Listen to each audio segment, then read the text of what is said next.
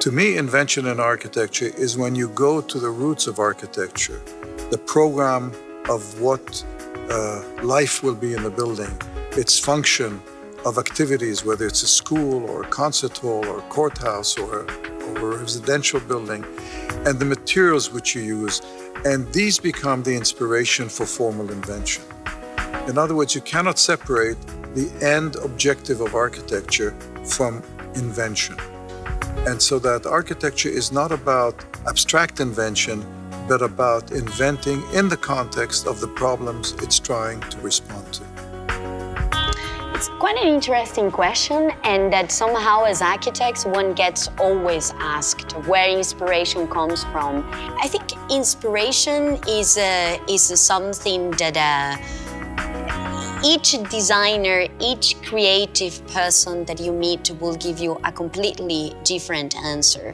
There is a lesser pragmatic answer that has more to do with an intellectualization of our environment and understanding where we live and what we don't like about where we live, so that we arm ourselves with intellectual tools to change it. And this is to be critical. We need to be aware and we need to be critical about what is around us.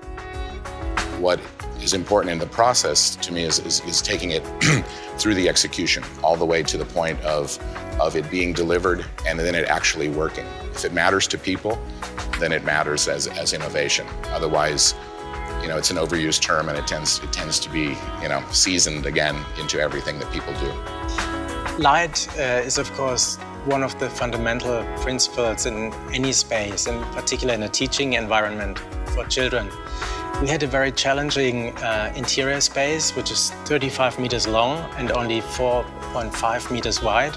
So it's pretty much a tunnel.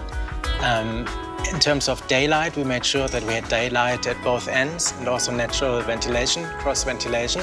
But the rest had to really be artificial light. So we had LED lights that surround the entire space. We have lights on the individual ribs. And together we create this pulsating, vibrant atmosphere that can change from teaching environment to kind of travel through space to something else. So the light really transforms the space continuously.